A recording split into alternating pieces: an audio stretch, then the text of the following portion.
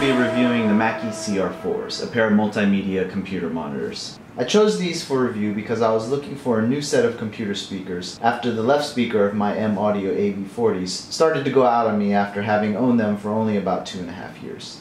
So not wanting to buy any more maudio crap, I decided to give these Mackies a try out. Mackie is best known for making music studio equipment like loudspeakers, monitors, and mixing boards, and these are their entry-level speakers, the CR4s. They sell for $150 and their main competitor in this price point are the maudio AV42s, which are the successor to the AV40s I previously owned. The CR4s are small stereo speakers designed to be used on your desk with your desktop or laptop computer for all types of media consumption, like watching movies, listening to music, and playing video games, or for the amateur music producer looking for monitors on a tight budget. So let's get these unboxed, go over some of the design and features, give you my sound and listening impressions, and finally let you know if they're a good choice for use as your main desktop computer speakers. As you can see, these speakers have a simple, clean design as one of the reasons I picked them as a contender for replacements. These are the limited edition version, which just mean that they have the silver trim here instead of the usual green color.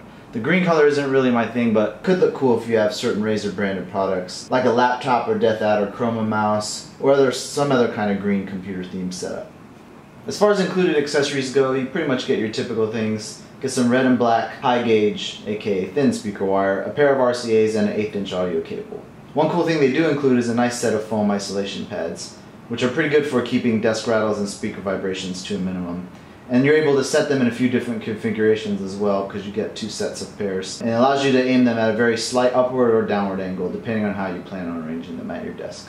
The outside of the speakers have a nice powdered coated black matte texture to them, with a plastic baffle on the front. They measure 8.8 inches tall, 6.1 inches across, and 7.3 inches deep.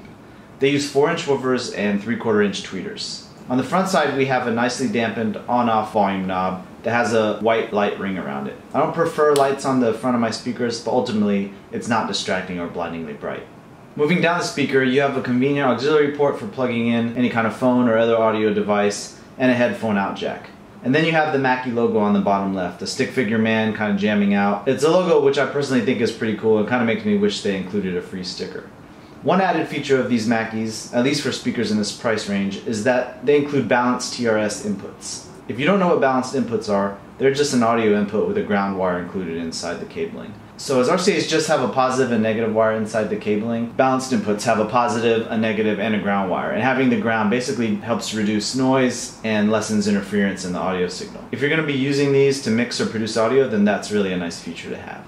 Also on the back you have your RCA inputs, the base ports, which are on the back of both of the speakers. You have the wire terminal mounts, which are just spring clips, which is not the most expensive option, but they do actually feel pretty sturdy, so not really an issue.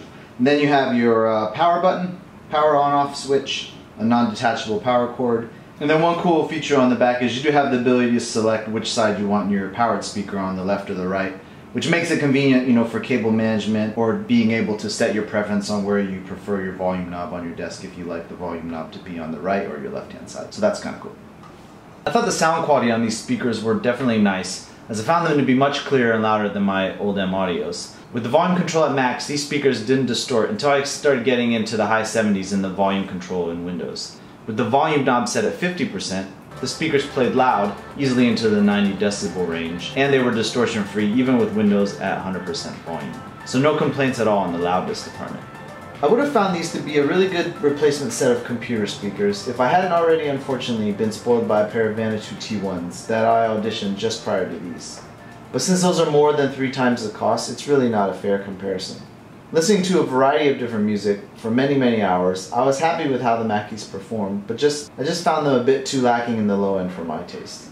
But given that they're only rated to play down to 70 Hz anyway, this shouldn't really come as too big of a surprise. And it's about all you could reasonably expect for speakers with only 4-inch woofers. There was also a slight hiss similar to the Audio Engine speakers I tried out, which is ultimately a deal breaker for me with those. But this isn't noticeable at all unless you're putting your ear right up to the speaker, and wouldn't have been a deal breaker for me anyways at this price point. For $150, these are a good set of desktop computer speakers, if you plan on doing any kind of audio production work with them as well. They do provide very clear and detailed sound and play decently flat. But I think if you mainly play a lot of media on your computer and use it a lot for stuff like music listening, movie watching, or video games, you'd be a lot happier getting a nice 2.1 speaker system like the Logitech Z623.